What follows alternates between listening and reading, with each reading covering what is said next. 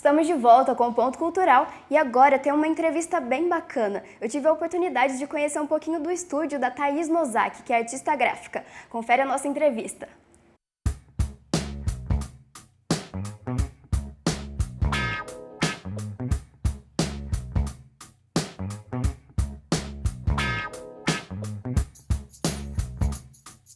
Muito obrigada mesmo, é um prazer estar aqui, conhecendo um pouquinho do seu estúdio, vendo as suas obras, que é uma mais linda que a outra. Que agradeço o convite, tô adorando vocês aqui. Antes de mais nada, então, Thaís, eu queria que você contasse pra gente tudo o que tem aqui no seu estúdio. Conta pra gente um pouquinho de tudo aquilo que você desenvolve. Bom, Tamires, eu tenho 3 tipos de trabalho aqui, mais ou menos. Mais ou menos não, 3 tipos de trabalho, que é a encadernação, o trabalho editorial, o trabalho como designer gráfica e como artista gráfica, né? Meu trabalho é mais pessoal, assim, digamos assim. Então, aqui nesse espaço tem uma mistura disso. Tem o canto que eu presto serviço como designer, eu faço projetos gráficos, editoriais ou logotipos, enfim. Tenho da editora Estamparia, que daí tenho tudo aqui guardado, de papéis para encadernação, os trabalhos que eu já fiz. E tenho aqui a Mapoteca, que são meus trabalhos mais pessoais, né, individuais, assim, como artista gráfica mesmo. Sim, e você tem várias técnicas diferentes, né? Então, desde, como você disse, seu trabalho como designer, que traz, então, um pouco da tecnologia, então, dos programas, você tem as suas artes digitais, mas você também é muito manual, né? A gente vê os seus trabalhos com estilo. Conta pra gente como é que é isso, é um pouquinho de tudo? Isso, eu começo a minha carreira trabalhando manualmente, né, com a gravura, desenho primeiramente, depois eu fui para gravura, a xilo, especificamente, depois um pouco de linóleo-gravura, que é um tipo de borracha, né, uma cava em borracha, e daí surgiu a encadernação e da encadernação os projetos editoriais mesmos de livros.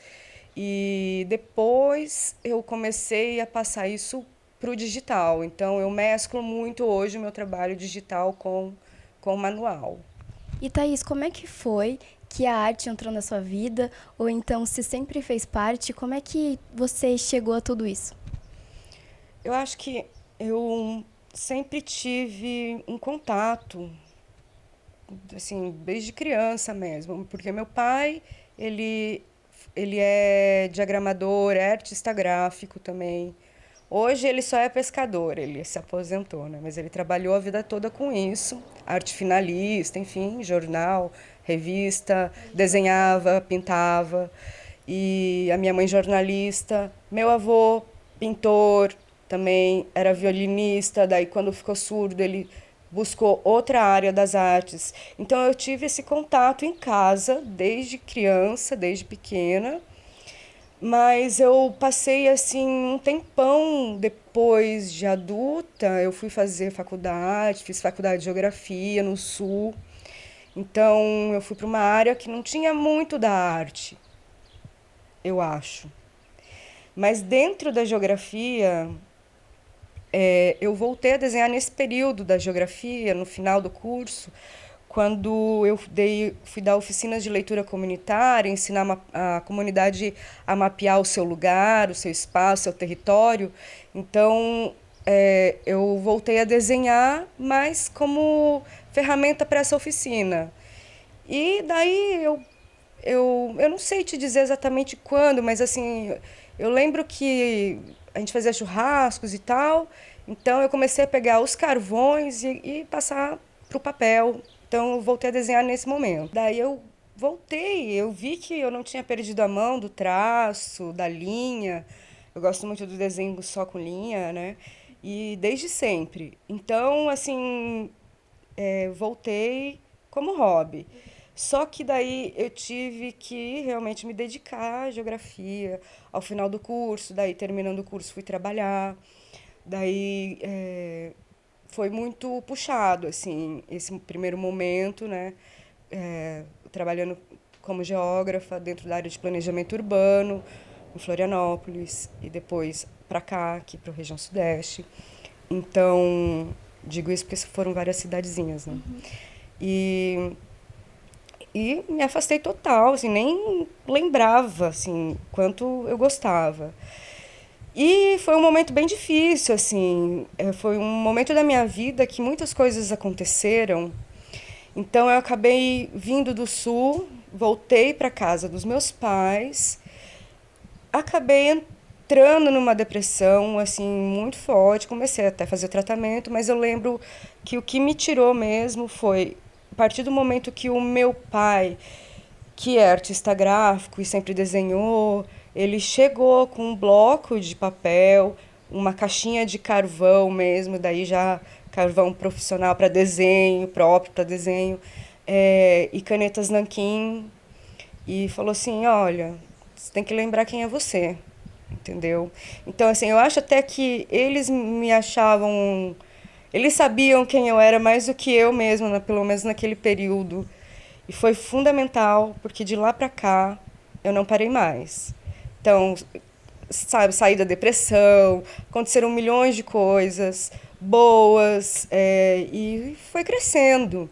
Então, do momento que foi de hobby, passou para terapia,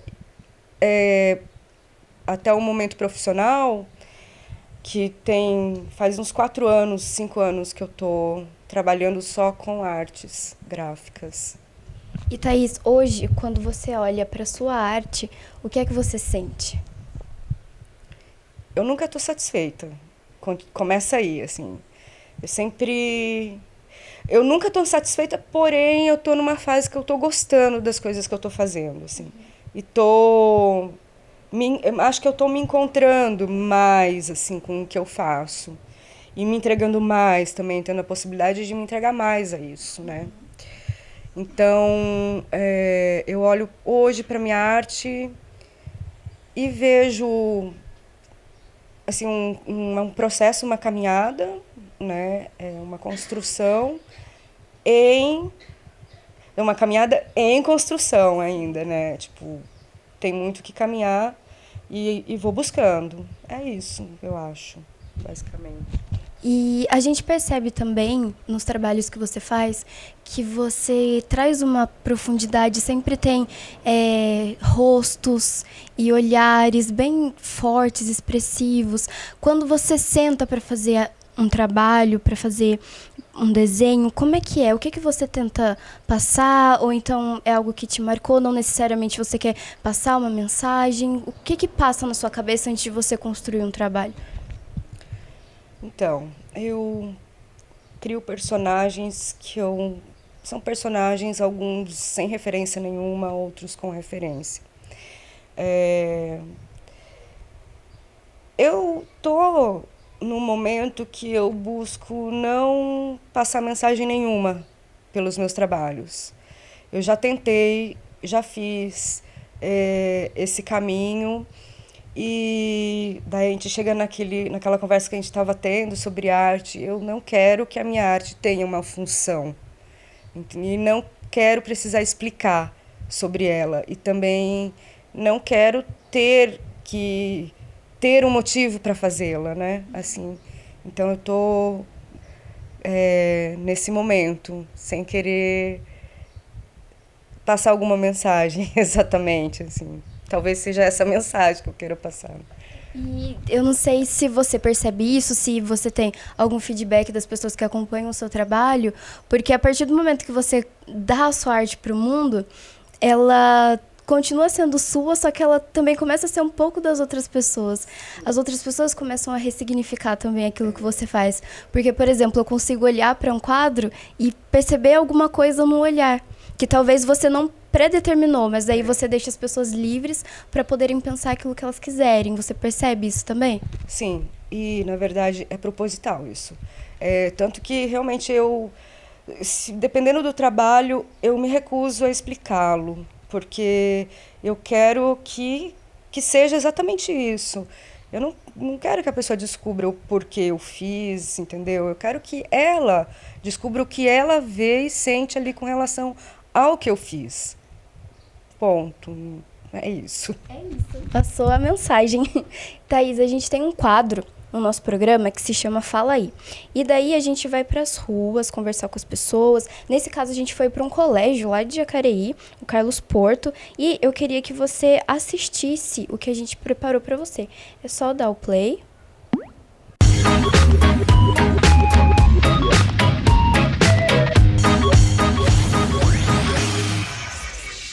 Afinal, o que é arte?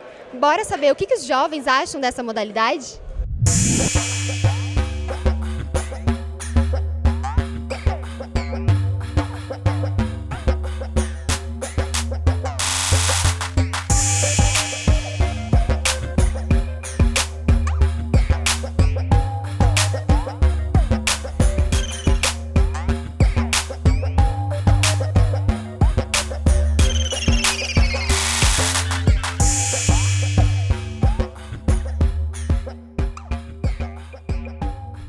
O que é arte para você? Bom, pra mim arte é tudo que envolve a vida. Porque, por exemplo, pra mim arte pode ser a minha mãe feliz sorrindo. Eu acho o sorriso dela a coisa mais linda e é arte. Mas pra você pode ser uma escultura. E é o que te traz sentimento. Eu acredito que a arte, para mim, é tudo aquilo que a gente vê, que a gente consegue tocar, que a gente consegue sentir. Ela pode ser transmitida de diversas formas. Acredito que, principalmente, das formas como quebrar os padrões que a sociedade impõe. Então, arte é o que traz a gente se sentir vivo, faz a gente ter sentimentos que fazem bem pra gente. Tudo que envolve vida, tudo que envolve amor, tudo que envolve afeto, até mesmo raiva, ódio, é tudo que envolve sentimentos. Você acha que objetos simples que a gente tem no nosso dia a dia, que a gente utiliza, pode se transformar em arte? Sim, acredito que sim. Porque, é como eu disse, tudo é arte. Então, de qualquer forma, o que você fazer para ver ser uma arte, não importa se vai ter um grande valor ou não, aquilo vai ser arte. Tudo que a gente vê no nosso dia a dia pode se transformar em alguma coisa. Às vezes a gente... Aquela história da nuvem, né? Que você olha pra nuvem e imagina alguma coisa. Você pode olhar pra uma garrafa e reutilizar ela fazendo outras coisas muito melhores do que simplesmente descartar ela. E você já realizou alguma forma de arte aqui na escola ou fora da escola? Pode ser cantar, dançar, enfim. Já a gente trabalhou com bastante intervenções na escola, através dos desenhos, através da pintura na parede, através das músicas que a gente faz, principalmente nas Vozes pela Igualdade. A gente trabalha bastante com isso. Bastante. Aqui no Carlos Porto eles dão muita oportunidade pra gente expressar nossa arte, sabe? Principalmente pra gente descobrir as técnicas que a gente gosta, tudo que a gente mais se encaixa e tal. E eu já fiz bastante mais pintura, porque é o que eu me identifico mais. Você tem alguma vontade de realizar algum tipo de arte no futuro? Eu tenho vontade de trabalhar com design gráfico e mostrar um pouquinho o que eu sei pro mundo. O que eu não fiz ainda, mas que eu pretendo fazer é uma escultura, que eu ainda tenho uns planos aí pra frente.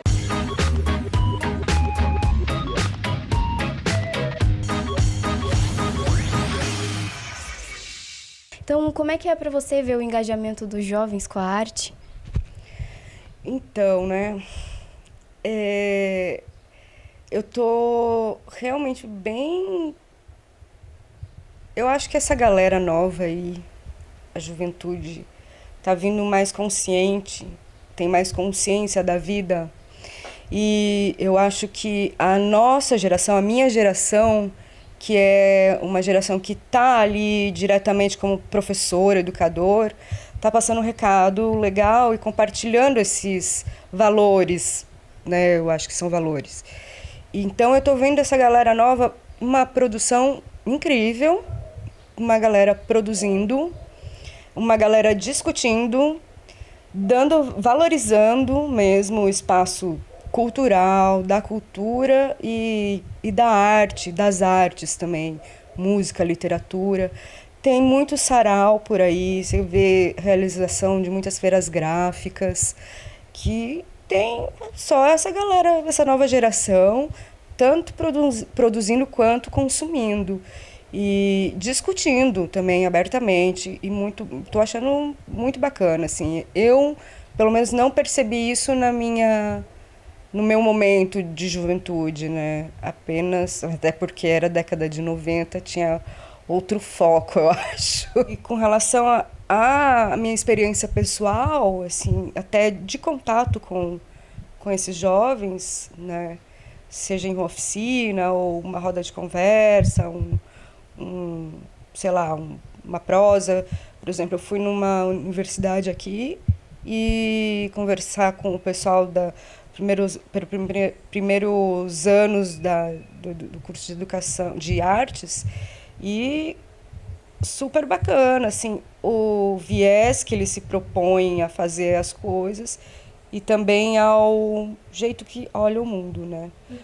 E então, assim, para mim, eu tenho tido bastante contato agora com essa parte da educação, com esses jovens nesse sentido.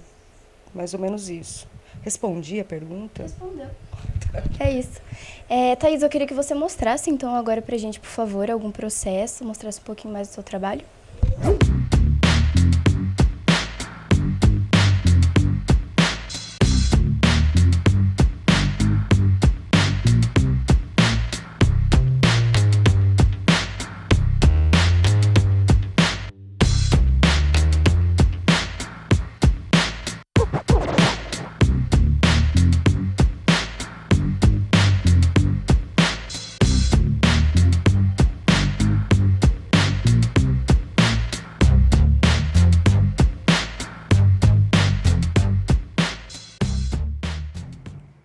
Thaís, muito obrigada por nos receber aí na sua casa, no seu estúdio. Eu adorei a conversa, a experiência. Eu espero que vocês aí de casa também tenham gostado.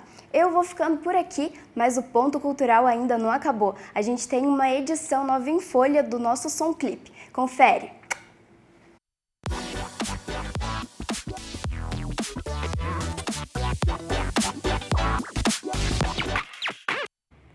Fala galera, está começando o nosso Som Clipe e hoje vamos assistir o videoclipe da banda Dom Pescoço. Fiquem agora com Cidade Azul.